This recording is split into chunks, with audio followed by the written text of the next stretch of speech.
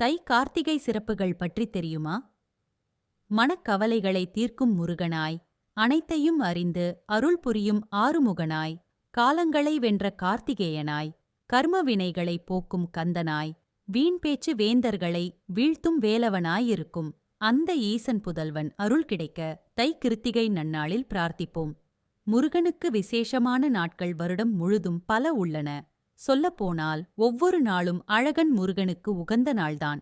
ஆனால் சில நாட்களில் முருகனை மனம் முழுக்க நிரப்பி விரதம் இருந்து மனமுருக வேண்டினால் அன்று நம் பிரார்த்தனைகளுக்கு கார்த்திகேயன் கண்டிப்பாக செவிமடுப்பான் என்பது நிச்சயம். அப்படிப்பட்ட புனித நாட்களில் ஒன்றுதான் தை மாதம் கிருத்திகை நட்சத்திரத்தில் கொண்டாடப்படும் தை கிருத்திகை திருநாளாகும்.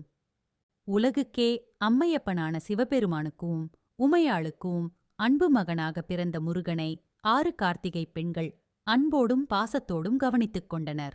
அவர்கள் முருகன் மீது கொண்ட பாசத்திற்கும் அன்புக்கும் பரிசாக அவர்களுக்கு சிவபெருமான் நட்சத்திர நிலையை வழங்கினார். கிருத்திகை நட்சத்திரம் ஒவ்வொரு மாதமும் வந்தாலும் ஆடி கிருத்திகை மற்றும் தை கிருத்திகைக்கு சிறப்பம்சம் உண்டு.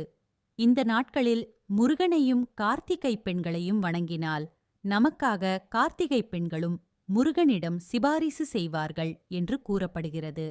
இந்த நாட்களில் செய்யப்படும் வேண்டுதல் நிறைவேறுவது உறுதி. தை கிருத்திகையின் வரலாறு பற்றி காண்போம்.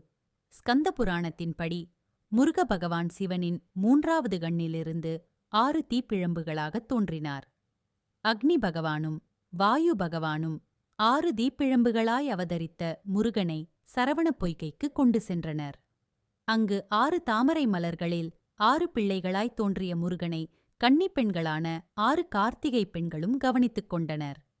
உலகெல்லாம் உள்ள தமிழர்களின் இஷ்ட தெய்வமாக முருகர் இருக்கிறார்.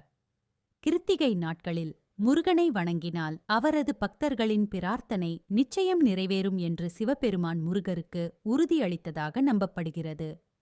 தை கிருத்திகையன்று வீடுகளில் உள்ள முருகர் படத்திற்கு சந்தன குங்குமம் இட்டு மலர் சூட்டி முருகனுடைய திருப்புகழ் கந்த சஷ்டி கவசமாகிய மந்திர பாடல்களை பாடி முருகனை வழிபட வேண்டும். 6 விதமான பூக்களைக் கொண்டு முருகனுக்கு அர்ச்சனை செய்தால் விசேஷம். பின்னர் தூப தீப ஆராதனைகள் காண்பித்து நம்மாலான பதார்த்தங்களை நைவேத்தியம் செய்து சூடம் ஏற்றி வழிபட வேண்டும். இந்த நாளில் விரதமிருந்து முருகனை வணங்குவது விசேஷமாக கருதப்படுகின்றது. எனினும் நம் இந்து மதத்தை பொறுத்தவரை உடலை வருத்திக் கொண்டுதான் ஒருவர் கடவுளை வணங்க வேண்டும் என எங்கும் குறிப்பிடப்படவில்லை. அவரவர் சக்தி உடல்நிலைக்கேற்ப பிரார்த்தனைகளை மேற்கொள்ளலாம். மனதில் நம்பிக்கையும் பக்தியும் இருந்தால் போதும்.